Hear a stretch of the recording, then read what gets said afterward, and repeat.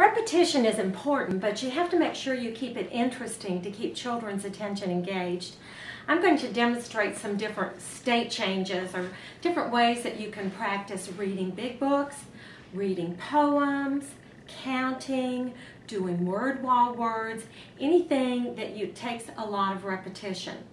Now, if you go to my website, drjean.org, and click on free activities and scroll to the bottom, you can download these little fluency cards with the different styles of reading and practicing some of these skills. And what I suggest you do is download these on cardstock and then get a little box and write voice box on it. Put these in here, and then I would let 3 or 4 children choose a card, and then you could practice doing some of your things with the styles that they chose. So I'll demonstrate these with Humpty Dumpty. First one I'm going to do is 3 Bears style, so we would say it like Papa Bear. Humpty Dumpty sat on a wall. Humpty Dumpty had a great fall. All the king's horses and all the king's men couldn't put Humpty together again. And then we could do it Mama Bear style. Humpty Dumpty sat on a wall. Humpty Dumpty had a great fall. Baby Bear style. Humpty Dumpty sat on a wall. Humpty Dumpty had a great fall. Granny Bear style. Humpty Dumpty sat on a wall. Now, a good thing to do would be to have the children track the words as you're doing some of these activities so you get the visual and auditory going to the brain at the same time. Another way that you can practice your rereads is with different emotions. So we could read Humpty Dumpty happy. Humpty Dumpty sat on a wall. Humpty Dumpty had a great fall. Or we could read it sad. Humpty Dumpty sat on a wall. Humpty Dumpty had a great fall. Or we could read it mad. Humpty Dumpty sat on a wall. Or we could read it scared. Humpty Dumpty sat on a wall. And then we could let the children choose which voice works best for that particular text. Another way children like to read is underwater. So if you put your pointer finger between your lips, Humpty Dumpty sat on a wall. Or you can read it with a cold. Humpty Dumpty sat on a wall. Or you could read it rainbow style. Put your hands over to one side. Humpty Dumpty sat on a wall. Humpty Dumpty had a great fall. And I really like that rainbow style because you get that left-right crossing the midline and then the left-right reverse sweep, which is so important to reading. You also get that with typewriter style. Humpty Dumpty sat on a wall. Bing, shoo. Humpty Dumpty had a great fall. Bing, shoo. Now, I know the kids don't know anything about a typewriter or the carriage going bing, but they don't care. It's just fun to do it. Now, here are some other ones that are fun. You can do rock and roll style with your guitars. Humpty Dumpty sat on a wall. Humpty Dumpty had a great fall. Or you could do rap style. And I always let the children show me how to do that one because I tell them, no, I'm not very cool. You could do opera style.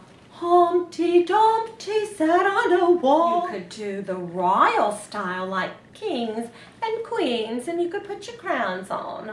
Humpty Dumpty sat on a wall. You could do it like a news reporter. Humpty Dumpty sat on a wall. Humpty Dumpty had a great fall. You could read it like a pirate. You have to put your patch on for this one. Humpty Dumpty sat on a wall. You could do it alien style. Put your antenna over your head. Beep, beep, beep, beep, beep, beep, beep, beep. Beep, beep, beep, beep, beep, beep, beep, beep. Now, you're also doing phonological awareness with that, aren't you? And you could clap it. Humpty Dumpty sat on a wall. You could snap it. Humpty Dumpty sat on a wall. You could dance it. Humpty Dumpty sat on a wall. You can use lots of different motions to get that rhythm going. Sometimes you might want to read very slowly. Humpty Dumpty sat on a wall. Or you could read it fast. Humpty Dumpty sat on a wall. Humpty Dumpty had a great fall. You could lip sync it. Or you could do it with an animal voice. Roof, roof, Roof, roof, roof, roof, roof. Meow, meow, meow, meow, meow, meow, meow, meow.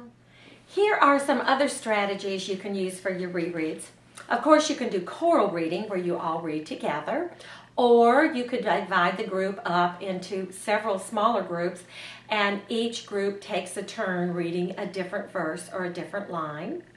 You could do shadow reading. That is where the teacher reads and follows the finger under the words, and then the children echo or shadow what the teacher reads and repeat it again.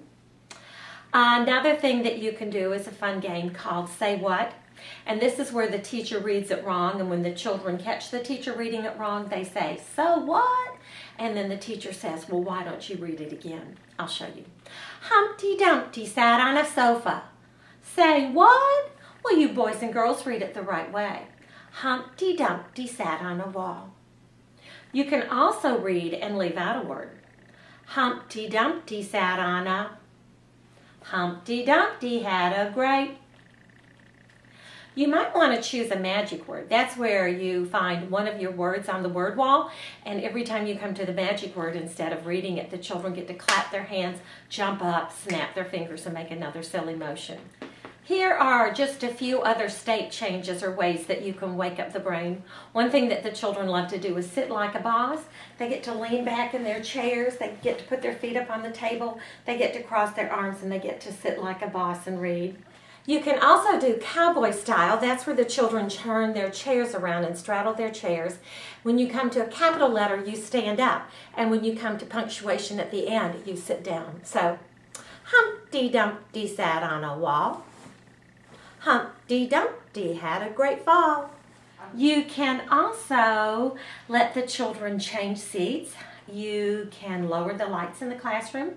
You can let them get down on the floor and lay on their tummies and do tummy reading.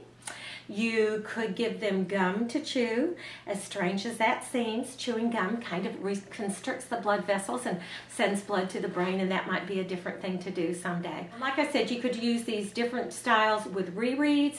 You could use them with going over word wall words. You could use them with counting. For example, you could count from 1 to 10 happy, from 11 to 20 sad, from 20 to 30 opera style, and just switch it up like that. So I hope you have a lot of fun trying these things out, and maybe you could even let your children vote on their favorite one. Goodbye.